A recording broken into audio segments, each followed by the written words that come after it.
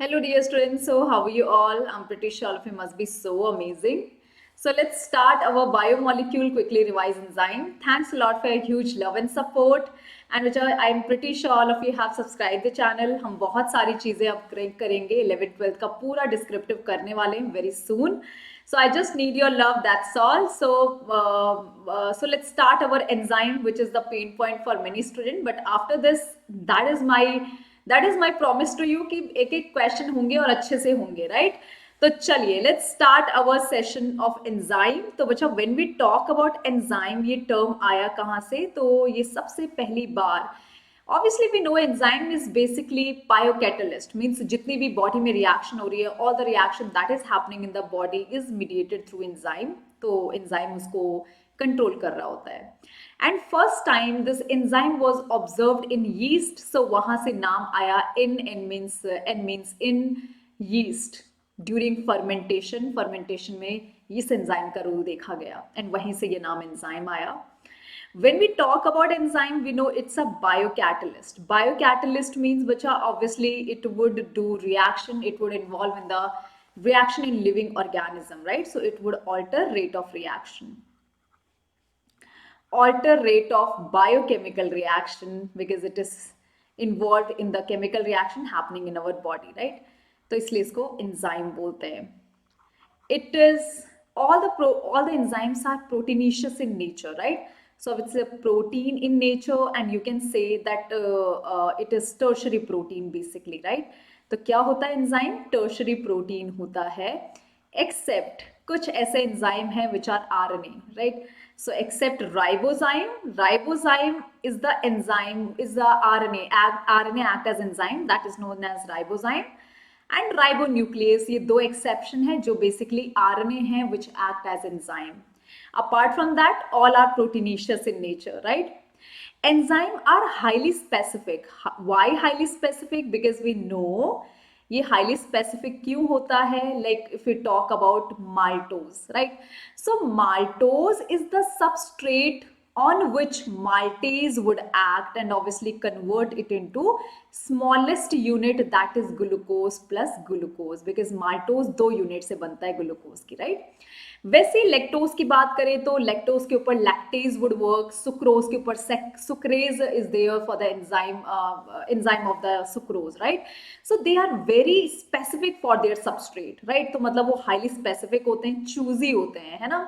तो बच्चा ये काफी ज्यादा स्पेसिफिक है. Next if you talk about efficiency, बहुत एफिशिएंट है, हाईली एफिशिएंट. सो इनकी एफिशिएंसी भी एकदम मस्त है, राइट? एकदम फास्ट एफिशिएंट, बहुत ज्यादा स्पीड अप कर देते हैं रिएक्शन को, है ना? And you know which one is the fastest enzyme? तो यहाँ पर अगर हम इनक्रेडिबली फास्टेस्ट एंजाइम की बात करें तो fastest enzyme is carbonic anhydrase. In our NCERT it's written and you would see this enzyme also in your respiratory chapter, right? Breathing and exchange of gases. So you know when this CO2 is passed through the blood, तो blood में ये क्या करता है CO2? It basically react with water. And yes, with the enzyme carbonic anhydrase, obviously it form H2CO3. तो let me just write down reaction here. तो जो CO2 है, जो हमने ब्रीदिंग पढ़ना है, ब्रीदिंग में वी वुड सी CO2 कैसे कैरी होता है वाटर के साथ रिएक्ट करके, और H2CO3 की फॉर्म में, कार्बोनिक एसिड की फॉर्म में it would basically migrate in our travel in our blood, right? तो अब हम देखेंगे कि भाई विदाउट एंजाइम इस रिएक्शन में पता है कितना टाइम लगेगा अगर एंजाइम नहीं है. कौन सा enzyme? Carbonic anhydrase. So without carbonic anhydrase enzyme क्या होगा? ये जो रेट ऑफ रिएक्शन है वो बहुत लेट होगी. तो you know without this enzyme only 200 molecules would form पर आवर्स. तो पर आवर में कितने बनेंगे? 200 H2CO3 के मॉलिक्यूल बनेंगे. लेकिन इसी रिएक्शन में अगर हम बात करेंगे सेम रिएक्शन में विद एंजाइम की, अभी हम विदाउट एंजाइम देख रहे हैं, अगर विद एंजाइम, कौन सा एंजाइम? Carbonic anhydrase. तो पता है कितने? 6 लाख मॉलिक्यूल बनेंगे किसके? H2CO3. 6 lakhs H2CO3 molecules would be formed, वो भी per second. Now you can see how incredible this carbonic anhydrase enzyme is. That's why it is known as fastest enzyme, क्योंकि इसने rate of reaction को 10 millions time enhance किया, right? So you can say that कि carbonic anhydrase is fastest enzyme. Why? Because इसने क्या करा? Enhance rate of reaction 10 million times. So yes, it enhance reaction कितना time? By 10 millions time. Now you can imagine 10 million times इसको बढ़ा दिया है, enhance कर दिया है, right? So this is all about enzyme की incredibility. Now we would see mode of action, कैसे काम करता है enzyme. So let's see what is the mode of action, right? So mode of action में यहाँ पर हमें पता है all the enzyme have their active site. Mode of action of enzyme, all the enzyme have their active site जिसके साथ substrate bind करेगा, right? So basically S for substrate, and it would bind with the active site of enzyme, bind with active site of enzyme, that we know, है ना? तो हर enzyme के पास उसका active site होता है जिससे वो substrate को पहचानेगा. So suppose this is the enzyme. So substrate fit in the active site. This is the substrate, this is enzyme, and ये इस तरीके से fit हो गया इसमें. So this is the active site of enzyme, right? Bind with active site of enzyme. जैसे substrate bind करता है enzyme के साथ, it would form enzyme substrate complex, right? So it would form enzyme substrate complex. फिर सम bond विड form, कुछ bond टूटेंगे, कुछ बनेंगे, and finally यहाँ पर enzyme product complex यहाँ पर बनेगा, right? So enzyme product complex is formed. Suppose कुछ चीज बना, कुछ चीज टूटा, ये enzyme है, some reaction is happening here. Here substrate is attached. अब ये substrate क्या करेगा? कुछ bond बनाएगा, कुछ bond तोड़ेगा, and finally it would be going to convert into product, right? So ये finally suppose करो, now it is converted into product. So ये product में से change हो गया. तो suppose this is product. Now this product would be released. Enzyme would get free, और enzyme वापस से चला जाएगा substrate लेने, दूसरा substrate लेने, because enzyme in a reaction is never consumed, right? So enzyme never consumed, it is recycled, right? So that you have to remember. So obviously it is again basically recycled here, right? So it would just take up the another substrate. So you have to remember that enzyme basically alter rate of reaction without being consumed, right? So let me just write it down. Enzyme alter rate of reaction without being consumed. अपने आप consume नहीं होगा, without being consumed. And one of the basic thing you have to remember कि जो ये complex बने ना, enzyme substrate enzyme product complex, तो बच्चा these complexes are formed for the shorter time, right? तो ये जो intermediate complexes बनते हैं वो बहुत छोटे time के लिए बनेंगे, right? So obviously substrate and product, तो बच्चा ये है product. So substrate and product are stable. उसके अलावा जितनी भी intermediate stages होती हैं, these are unstable, right? तो obviously these are intermediate state, or you can say very unstable state, or you can say that this is the transient form. Transition time चल रहा है. Transient means it would form for shorter time, ठीक है? Transient state इसको बोलते हैं. तो ये इंटरमीडिएट स्टेट, अनस्टेबल स्टेट और transient state means for short time के लिए बना. कौन? ये जो इंटरमीडिएट complexes हैं. And बच्चा this question they have asked in NEET. So these are intermediate complexes which are unstable. Transient state means it has formed for shorter time, and obviously finally ये stable product में convert हो जाएगा. तो this is how it works, right? So this is the mode of action for the enzyme, right? अब यहाँ पर एक graph है, एक्टिवेशन एनर्जी का graph in our NCERT. So we would relate this graph with the thing that I have told you, mode of action से. तो this y-axis represent potential energy, and बच्चा potential energy means energy stored in a substrate, या stored in a molecule, right? So you can say stored energy in a molecule, right? And this x-axis represent progression of any reaction, right? So progression of reaction, कि कैसे reaction बढ़ रहा है। And we know that obviously इस graph में ऐसा कुछ दिया हुआ है, right? This is the graph and this peak represent activation energy. So, Bacha, what is the activation energy? You can say that to initiate a reaction, minimum amount of energy that is required is called as activation energy, right? So, you can say that minimum amount of energy जो किसी reaction को start करने के लिए चाहिए, right? Minimum amount of energy that is required किसके लिए? That is required to initiate a reaction. To initiate a reaction that is known as activation energy, as simple as that. ठीक है, अब यहाँ पर हम देखेंगे कि भाई ये क्या है एक्टिवेशन एनर्जी का ग्राफ, क्या है ये potential energy and all. So let's discuss it, right?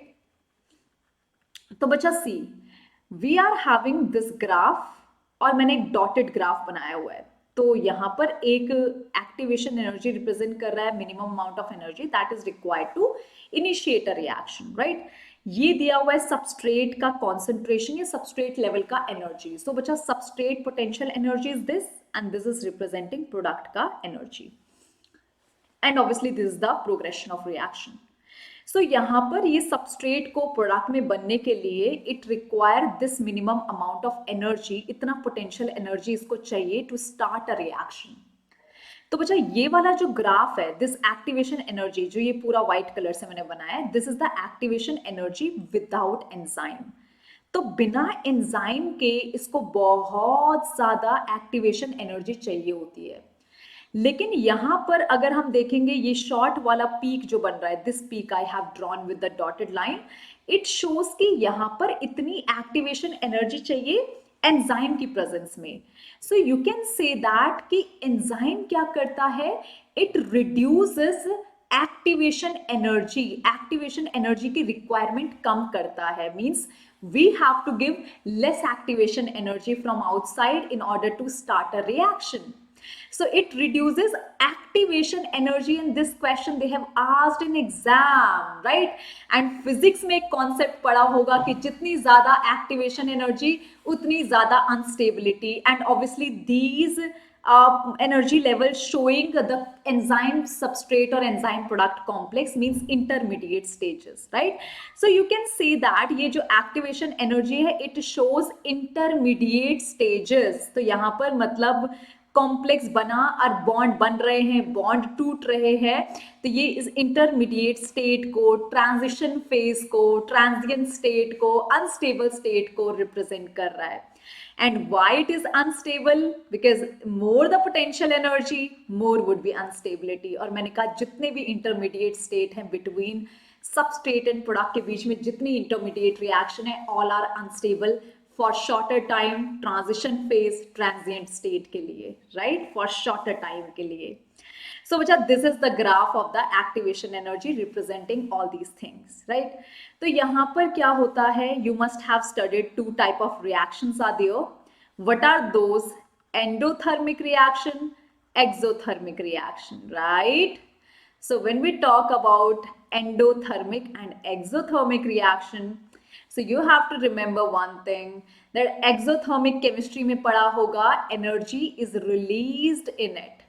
Energy इसमें रिलीज होगी. एंड एंडोथर्मिक में एनर्जी की रिक्वायरमेंट होगी, एनर्जी इज कंज्यूम्ड, राइट? अब इनके लिए ग्राफ कैसे बनेगा? सो एनर्जी कंज्यूम पता है कब होगी?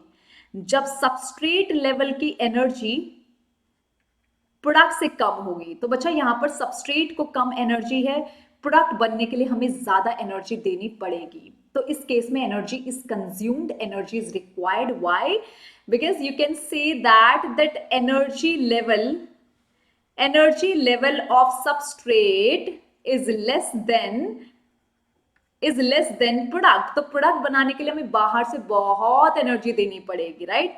क्योंकि यहां पर एनर्जी लेवल सबस्ट्रेट का प्रोडक्ट से कम है. एनर्जी निकलेगी कहां पर? जब ग्राफ ऐसा होगा, मीन सबस्ट्रेट का energy level, potential energy substrate का ये है. एंड प्रोडक्ट जो बनेगा उसका एनर्जी, पोटेंशियल एनर्जी इतना कम है, तो मतलब energy would be released. So you can say that कि यहाँ पर जो सबस्ट्रेट की एनर्जी है वो ज्यादा है प्रोडक्ट की एनर्जी से, एंड उस केस में एक्सोथर्मिक रिएक्शन होगा, and this graph is given in our NCERT, right. तो उसने एक लाइन एनसीईआरटी में लिखी भी हुई है, तो ये आपको याद रखनी है, ठीक है। So finally we have seen activation energy, हमने देख लिया mode of action, and finally now we would see कि फैक्टर्स जो अफेक्ट करेंगे रेट ऑफ रिएक्शन को, right. Factors affecting rate of reaction. So बच्चा कौन कौन से होते हैं factor, let's discuss it. So सबसे पहला फैक्टर जो रेट ऑफ रिएक्शन को करेगा डिस्टर्ब वुड बी टेम्परेचर। अब कैसे टेम्परेचर रेट ऑफ रिएक्शन को ऑल्टर करता है, चेंज करता है, दैट वी वुड सी। तो when we talk about temperature तो कैसे इसका ग्राफ बनेगा, राइट। और हमें पता है हर एक एंजाइम का अपना एक ऑप्टिमम टेम्परेचर होता है, राइट। तो हमारी बॉडी के अंदर जितने एंजाइम है that would act on the maximum on the 37 degree Celsius. So enzyme act maximum at optimum temperature. Maximum at optimum मतलब यहाँ पर हर मतलब एंजाइम के हमारी बॉडी में क्या है, एक ऑप्टिमम टेम्परेचर होता है, that is our body normal body temperature, जहां पर हर एंजाइम अपना मैक्सिमम काम करता है, and for human it is 37 degree Celsius for human, right. अगर ऑप्टिमम टेम्परेचर से कम हो जाता है या ज्यादा हो जाता है तो उस कंडीशन में क्या होगा, that we would see, right. तो ऑप्टिमम टेम्परेचर से अगर टेम्परेचर कम हुआ या टेम्परेचर हाई हो गया, लाइक 40 डिग्री 45 डिग्री सेल्सियस से ज्यादा हुआ, तो उस केस में क्या होगा, लो होगा, तो उस केस में क्या होगा, so there is a graph for that. तो बच्चा यहाँ पर ये जो ग्राफ है ऐसा होगा इसका, तो ये रिप्रेजेंट कर रहा है टेम्परेचर और यहाँ पर enzyme activity, right. And this is the optimum temperature जब ये मैक्सिमम काम कर रहा है, ठीक है। तो this is the optimum temperature, और हमारे केस में ऑप्टिमम टेम्परेचर क्या होगा, ऑब्वियसली 37 डिग्री सेल्सियस है, राइट। सो अगर टेम्परेचर ऑप्टिमम से कम कर दिया जाए तो भी एंजाइम एक्टिविटी डिक्रीज हो रही है, और ऑप्टिमम से ज्यादा कर दिया जाए टेम्परेचर तो भी एंजाइम एक्टिविटी डिक्रीज हो रही है, राइट। तो अगर टेम्परेचर हायर होता है देन ऑप्टिमम एंड लो होता है then optimum, so what would happen in both the cases. तो बच्चा हाई में क्या होगा कि जो भी बॉन्ड्स होंगे ना, टर्शरी बॉन्ड, टर्शरी स्ट्रक्चर में hydrogen bond that would be broken down, और उसके ब्रेक डाउन होने से क्या होगा, denaturation of the enzyme means अब अगर हम नॉर्मल टेम्परेचर उसको दे भी दे तो भी फायदा नहीं होगा, तो इसलिए बहुत तेज फीवर आने पर सीधे डेथ हो जाती है। तो मतलब क्यों, क्योंकि सारे एंजाइम इरिवर्सिबली इनएक्टिव हो जाते, डिनेचर्ड हो जाते, तो it cause denaturation of enzyme. So बच्चा डिनेचुरेशन ऑफ एंजाइम अगर टेम्परेचर बहुत ज्यादा हाई 45 डिग्री अगर क्रॉस कर गया तो it would be there would be denaturation of enzyme, and when there is the denaturation of enzyme तो क्या होगा, इट इज इरिवर्सिबल, मतलब अगर टेम्परेचर नॉर्मल आ भी गया तो भी that structure which is denatured, मतलब जिसमें हाइड्रोजन बॉन्ड तोड़कर टूटकर पूरा स्ट्रक्चर डिस्ट्रॉय हो चुका है, अब वो रिगेन नहीं कर पाएगा। तो मतलब ये इरिवर्सिबल है, फिर इसको रिवर्स नहीं कर सकते इवन नॉर्मल टेम्परेचर देने के बाद भी, राइट। यहाँ पर एंजाइम जो होगा वो टेम्परली इनएक्टिवेट हो जाएगा, तो एंजाइम गेट्स इनएक्टिवेटेड, राइट। लेकिन यहाँ पर अगर नॉर्मल टेम्परेचर मिल जाए तो फिर से एक्टिव हो जाएगा, inactivated but it is reversible. तो अगर नॉर्मल टेम्परेचर वापस मिल गया तो दोबारा से एंजाइम काम करने लग जाता है। तो बच्चा this is something which you have to remember, and there is the exception for it. कुछ एंजाइम, कुछ organism thermophilic enzyme means that are living in volcanoes, hot vents, right. तो उनके केस में क्या होगा, thermophilic bacteria having the enzyme which is basically do action, which basically do work or retain their activity even at high temperature, right। तो जैसे thermophilus aquaticus, all of these are thermophilic bacteria, right। So in these bacteria enzyme retain their ability, right, their catalytic activity, their catalytic activity even at higher temperature, right, even at 80 to 90 degree Celsius you can say that, तो 80 से 90 degree Celsius पर भी ये काम करता है. So that's why these thermophilic bacteria, hot vents में रहने वाले bacteria, these are volcanic bacteria, these are exception, right. And there is a thumb rule given in our NCERT. तो वो थंब रूल क्या है बच्चा?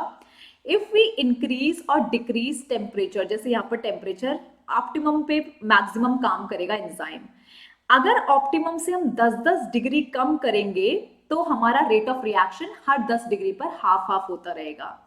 And when we increase temperature by 10 degree Celsius up to optimum temperature, so what would happen? Rate of reaction would increase, would become double, right? So you can say that with every 10 degrees Celsius change, a change in temperature, क्या होगा इस case में? Change in temperature,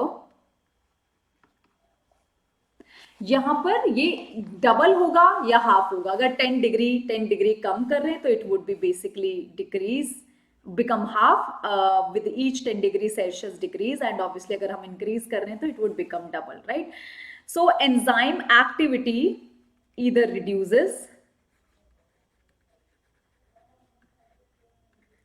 reduces to half or it gets doubled up to optimum temperature. तो optimum temperature तक ये double होता रहेगा, up to optimum temperature. This is the thumb rule that you have to remember, right? Let's discuss the next thing, that is the effect of pH. तो बच्चा यहाँ पर हर एक एंजाइम का एक ऑप्टिमम pH होता है. So you know some enzyme work maximum at acidic pH, जैसे कि अगर हम पेप्सिनोजेन की बात करें, present in our stomach, and stomach में enzyme है तो भाई 2.1, 1.8, 1.2 pH में वो काम करेगा, means highly acidic pH में it would be get activated. कुछ एंजाइम जो इंटेस्टाइन के, that would act maximum in their basic pH. तो बच्चा for some enzyme act means all the enzyme act its optimum pH. For some enzyme basic condition is optimum, and for some enzyme acidic condition is optimum, right? तो मतलब यहाँ पर आप बोलोगे all enzymes act maximum on maximum at optimum pH. And obviously अगर maximum optimum pH पर काम कर रहा है, this is the pH, this is the enzyme activity, तो यहाँ पर मैक्सिमम ये pH ऑप्टिमम pH पर काम करेगा, तो यहाँ पर this is the enzyme activity. तो बच्चा एंजाइम एक्टिविटी जैसे जैसे pH ऑप्टिमम तक पहुंचेगा तो वो मैक्सिमम काम कर रहा होगा, means it would act maximum on the optimum pH, right. तो ये आपको याद रखना है. तो यहाँ पर ये मैक्सिमम काम कर रहा है, राइट, एट ऑप्टिमम pH. सो अगर इससे कम हो गया या बढ़ गया तो obviously enzyme activity would decrease, है ना. If decrease from the optimum temperature or increase pH from optimum pH, so what would happen? So obviously it would reduce enzyme activity. Reduce enzyme activity, both case में it would reduce enzyme activity अगर optimum से कम या ज़्यादा हो जाता है, ठीक है. And third condition is important, that is effect on substrate concentration, जो बच्चों को बहुत ज़्यादा problem करता है. So means yes, substrate concentration also have effect on the particular enzyme action. So there is a graph for it in our NCERT like this. ऐसा है. तो this represent Vmax, means maximum velocity of a reaction, मतलब ये maximum speed है reaction की.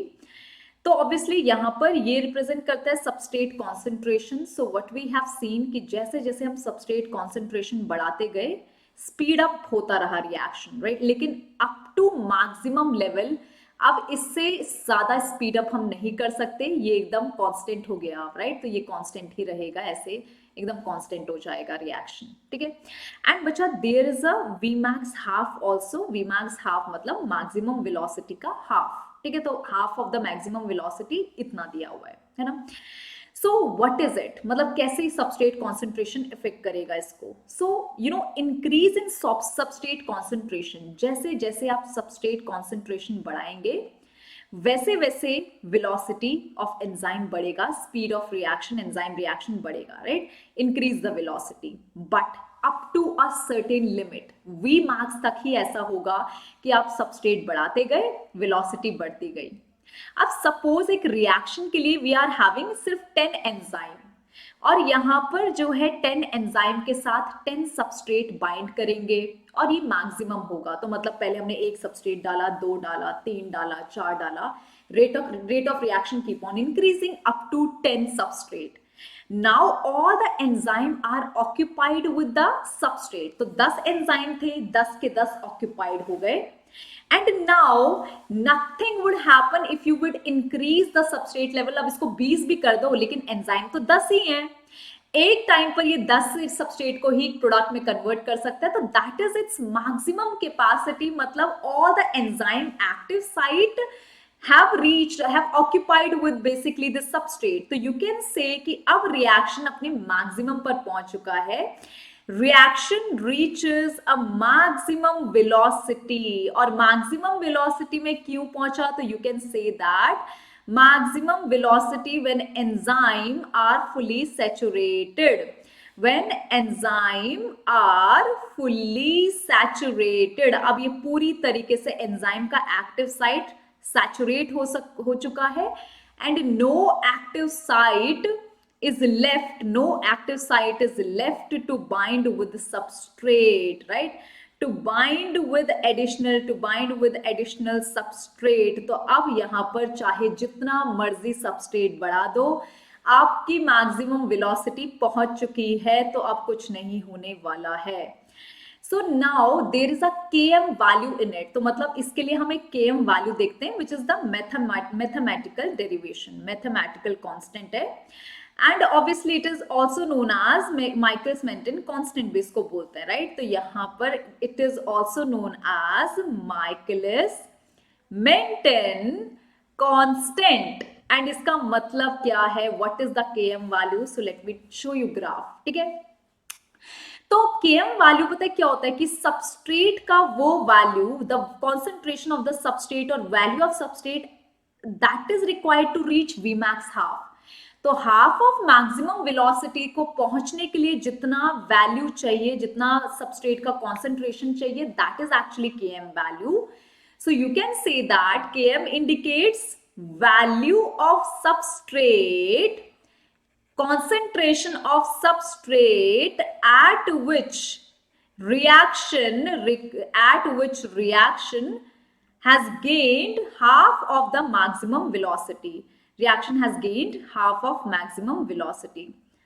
तो मतलब यहाँ पर you can say that कि अब ये velocity जो maximum velocity क्या है, उसके हाफ तक पहुंचने के लिए, Vmax हाफ तक पहुंचने के लिए जितना concentration of substrate चाहिए, that is the km value।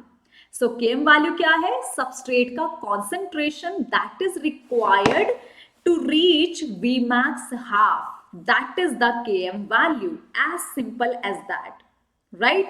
तो ये चीज आपको यहाँ पर याद रखनी है ना बच्चा। नेक्स्ट होता है यहाँ पर obviously where we are having some inhibitors also, right, enzyme inhibitions भी होते हैं।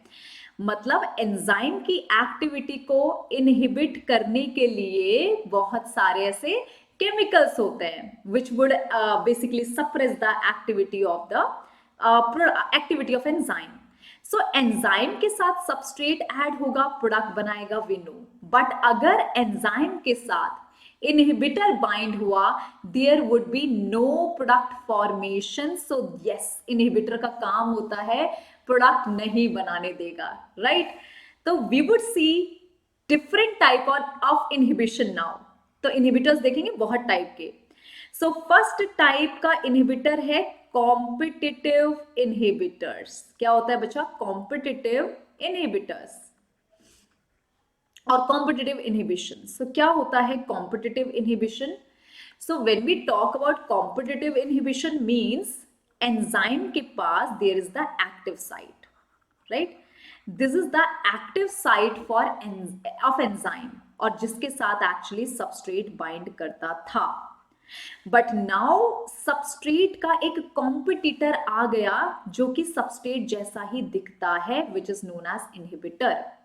अब now this inhibitor would fight for और compete for the active site of enzyme with substrate. तो मतलब सबस्ट्रेट का इनहिबिटर है यहाँ पर, सॉरी कॉम्पिटिटर है inhibitor, because both of them are competing for the active site of enzyme. So you can say that इसके case में inhibitors resemble, किसकी तरह दिखता है, रिजेंबल सबस्ट्रेट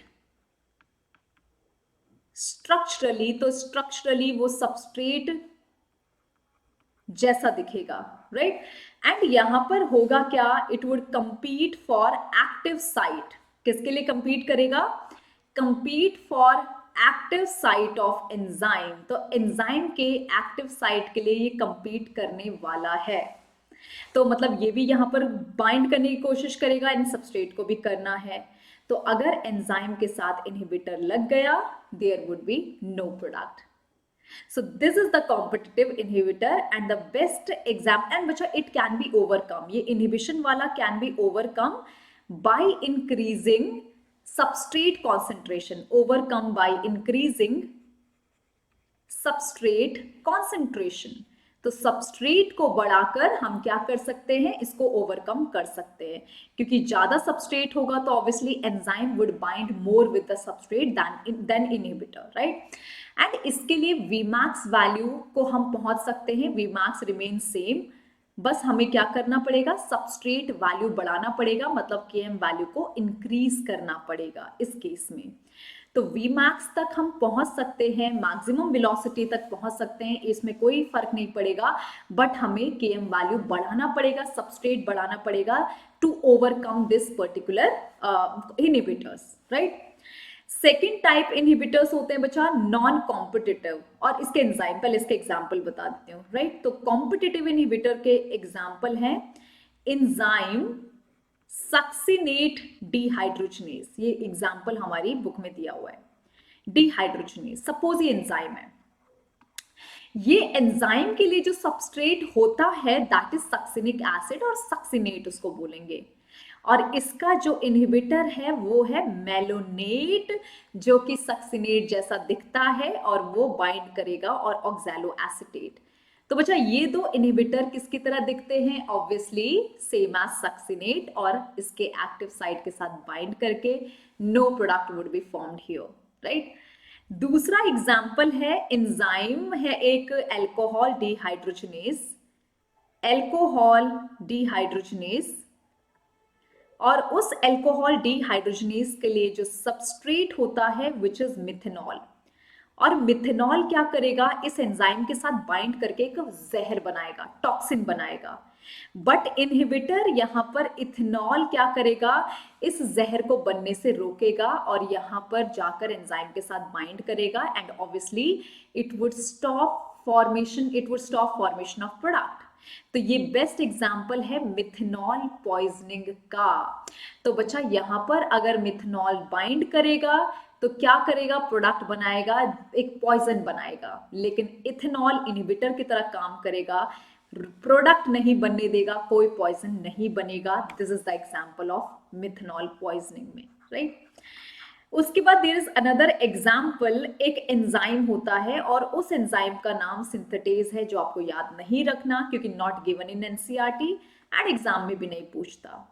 इसके लिए एक एंजाइम के लिए सबस्ट्रेट होता है पाबा एंड इसका इनहिबिटर है सल्फा ड्रग. तो सल्फा ड्रग क्या करेगा, ऑब्वियसली एंजाइम के साथ बाइंड करके कोई प्रोडक्ट नहीं बनने देगा. जिससे हम क्या करते हैं, ये केस बैक्टीरिया में यूज होता है बैक्टीरिया की ग्रोथ को कम करने के लिए. क्यों, क्योंकि एंजाइम जब पाबा के साथ बाइंड करेगा तो ये बनाएगा प्रोडक्ट, और उस प्रोडक्ट का नाम होता है फॉलिक एसिड. एंड बच्चा this folic acid required for bacterial growth. तो जब यहाँ पर बैक्टीरियल ग्रोथ मतलब हमारी बॉडी में बैक्टीरियल इन्फेक्शन हो रहा है, बट हमें तो रोकना है, तो हम क्या करेंगे, हमने ड्रग लिया जिसमें इनहिबिटर सल्फा था. अब फॉलिक एसिड नहीं बनेगा, मींस बैक्टीरियल ग्रोथ नहीं होगी, no bacterial growth because no product is forming here. So bacterial growth हो गई यहाँ पर बंद, and this is the example of the competitive inhibitors, right. Second type का इनहिबिटर हमारे पास है नॉन कॉम्पिटिटिव। तो बच्चा नॉन कॉम्पिटिटिव थोड़ा सा अलग है, राइट। सो इस इनहिबिशन में क्या होता है, we are having this enzyme, और एंजाइम के पास it is having two site, one is the active site and another one is the other side than the active site. This is not active site. So inhibitor क्या करेगा बच्चा, inhibitor basically bind with it, non-competitive inhibitor, non-competitive inhibitor, I'm writing it like this, right? So non-competitive inhibitor would bind with other side than the active site, right? So you can say that यहाँ पर inhibitor किसके साथ bind करेगा, inhibitor, non-competitive inhibitor bind with other site except active site. तो active site के साथ नहीं bind करेगा, और ऑब्वियसली जैसे ये इसके साथ बाइंड करेगा inhibitor, it would change the structure of active site. तो क्या करेगा, change structure of active site का स्ट्रक्चर ही चेंज कर देगा, और एक्टिव साइट जो है वो रिकग्नाइज सबस्ट्रेट को नहीं कर पाएगी। तो obviously it does not recognize, किसको नहीं रिकग्नाइज कर पाएगी, it does not recognize active site of substrate, right. तो यहां पर सबस्ट्रेट को पहचानना बंद कर देगी और उसके साथ बाइंड ही नहीं करेगी। तो बच्चा हम यहां पर इसको ओवरकम नहीं कर सकते, इट इज इरिवर्सिबल। पहला वाला रिवर्सिबल है by increasing substrate concentration, but यहां पर तुम Km वैल्यू चाहे सबस्ट्रेट का वैल्यू कुछ भी कर दो, फर्क नहीं पड़ेगा, क्योंकि एंजाइम पहचान ही नहीं रहा सबस्ट्रेट को। So Km value remain same, there would be no change, और मैक्सिमम वेलोसिटी डिक्रीज हो जाएगी because enzyme are not binding with substrate and no reproduct is forming, so it would decrease Vmax value, ठीक है। तो ये चीज आपको याद रखनी है। इसका बेस्ट एग्जाम्पल है साइनाइड पॉइजनिंग। सो बच्चा what is the cyanide poisoning, तो ये यहाँ पर साइनाइड रेस्पिरेटरी सबस्ट्रेट के एंजाइम के साथ लगेगा, राइट। सो यहाँ पर इसके लिए एंजाइम है रेस्पिरेटरी एंजाइम, और उस रेस्पिरेटरी एंजाइम के साथ एक्चुअली रेस्पिरेटरी सबस्ट्रेट बाइंड करना था। तो सबस्ट्रेट कौन है यहाँ पर, रेस्पिरेटरी सबस्ट्रेट, ये बाइंड करना था, लेकिन एक्चुअली यहाँ पर इनहिबिटर होता है cyanide, and cyanide is actually poison जो इसके साथ बाइंड करेगा, and it would halt respiration in our case. तो मतलब रेस्पिरेशन नहीं, मतलब कोई प्रोडक्ट नहीं बनेगा जो रेस्पिरेशन में बनना था। नो रेस्पिरेशन मतलब obviously death would happen here. So मतलब यहां पर होगी सीधे death, and it is irreversible process. तो नॉन कॉम्पिटिटिव वाला बहुत खतरनाक है ना। तो बच्चा this is all about this particular reaction, right. Next हमारे पास है obviously this classification of enzyme. Just a minute. So यहां पर हमारे पास है classification of enzyme. Just a minute, let me take this next slide.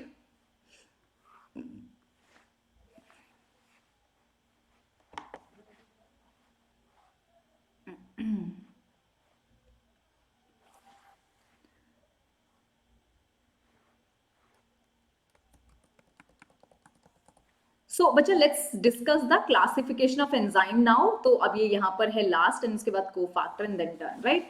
So when we see about the classification of enzyme, तो हमें 6 क्लासेस इसकी पढ़नी है, राइट, एंड आपको सीक्वेंसेस में याद रखना है। तो let's see classification of enzyme जल्दी से। तो यहाँ पर क्लासिफिकेशन ऑफ एंजाइम में क्या है, so we are having this 6 classes जो आपको याद भी रखनी है, 6 classes in a sequence, right. तो यहाँ पर ये 6 क्लासेस आपको याद रखनी है। व्हाट इज दैट, तो पहली जो क्लास है that is basically oxido reductase enzyme. तो यहाँ पर ये पहली क्लास है एंजाइम की, जिसका नाम से समझ में आ रहा है ऑक्सीडेशन भी करेगा, रिडक्शन भी करेगा, राइट। सो ऑक्सीडेशन रिडक्शन में क्या होता है, हमें पता है हाइड्रोजन इलेक्ट्रॉन का ट्रांसफर होता है। तो you can say it would transfer hydrogen और electron from one molecule to another. तो जिससे इलेक्ट्रॉन निकलेगा उसका ऑक्सीडेशन, और जिसमें इलेक्ट्रॉन ऐड होगा उसका reduction, we know it, right. तो एक मॉलिक्यूल से दूसरे में ट्रांसफर करने वाला है। तो सपोज अगर S यहाँ पर रिड्यूस्ड फॉर्म में था, S कोई भी मॉलिक्यूल है, एंड दूसरा इसके साथ ऑक्सीडाइज्ड फॉर्म में था, तो ये एंजाइम क्या करेगा, इसको ऑक्सीडाइज्ड करवा देगा, पहले वाले को ऑक्सीडाइज्ड करवा देगा और दूसरे वाले को रिड्यूस्ड करवा देगा। How? By transferring hydrogen and electron ion.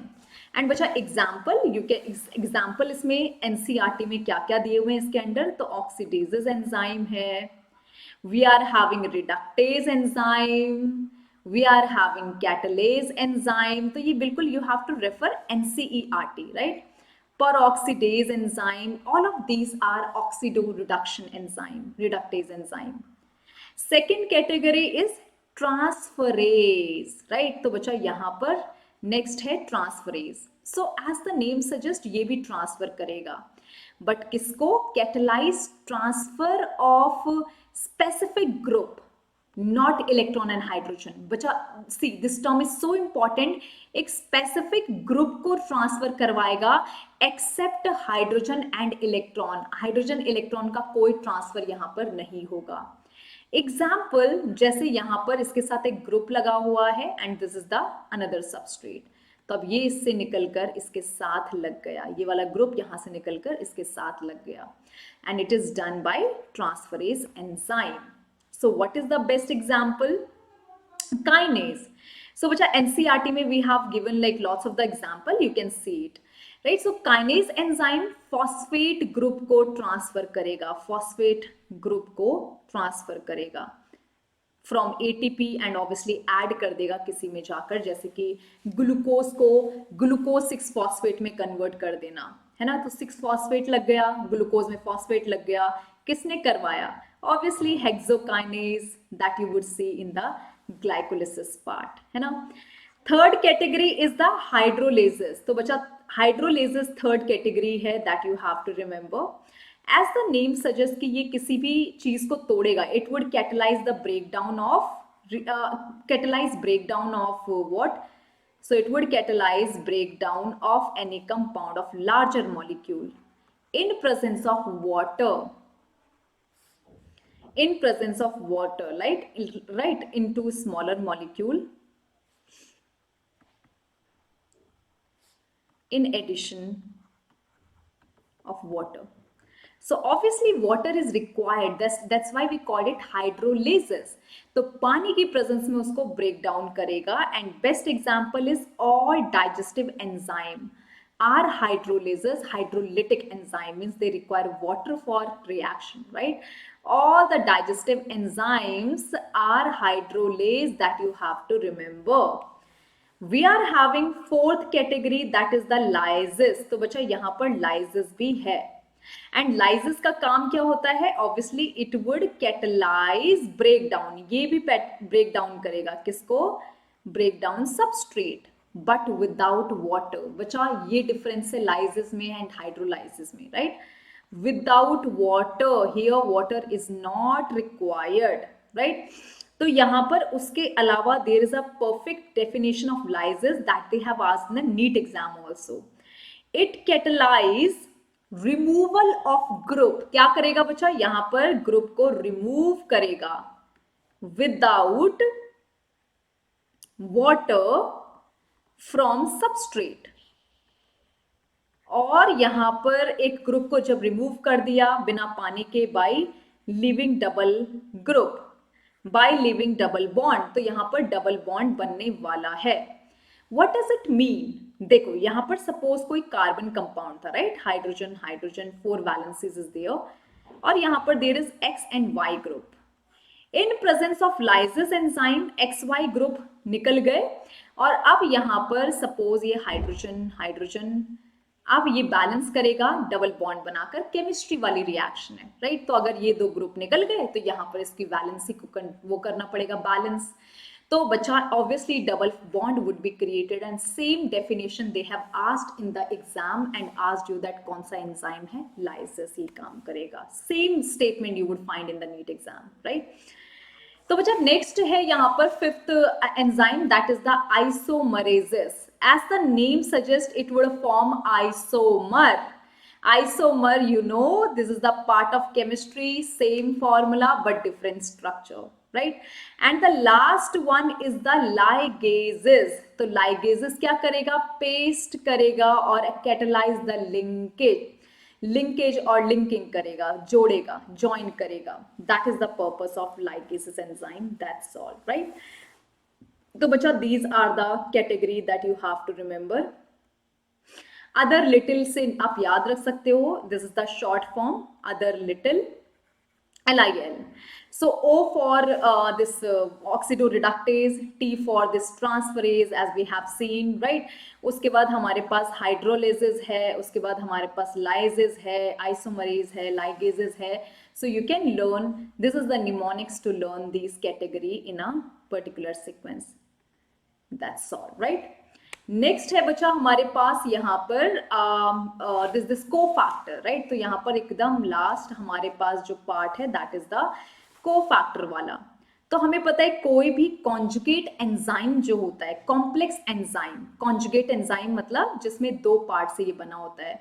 So conjugate enzyme are having two parts, one is protein part and another one is the non protein part, ठीक है। तो यहाँ पर जो ये protein and non protein part है ये important है। सो प्रोटीन पार्ट को बोलते हैं एपो एंजाइम एंड बच्चा यहाँ पर नॉन प्रोटीन पार्ट को बोलते हैं cofactor, which can be organic और इनऑर्गेनिक, एंड दोनों साथ में मिलकर बनाते हैं proper active enzyme, holo enzyme, right, holo enzyme. तो यहां पर प्रॉपर बनेगा एक्टिव एंजाइम, होलो एंजाइम। तो this is something which you have to remember. एक minute, yes. So it is known as holo enzyme. Holo means पूरा complete, right? So which is the active form. So apoenzyme alone cannot do any reaction, but along with the cofactor it become activated, right? So holo enzyme is the active enzyme. If we see cofactor के types, तो बच्चा cofactors are of various type. One is inorganic cofactor. So when we talk about inorganic cofactor, it includes metal ion जो काफी tightly bind करेगा with apoenzyme, right? Metal ions form coordination bond, you know coordination bond and covalent, काफी strong bond होते हैं coordination और covalent bond, right? Covalent bond with apoenzyme काफी tightly ये bind होता है ना?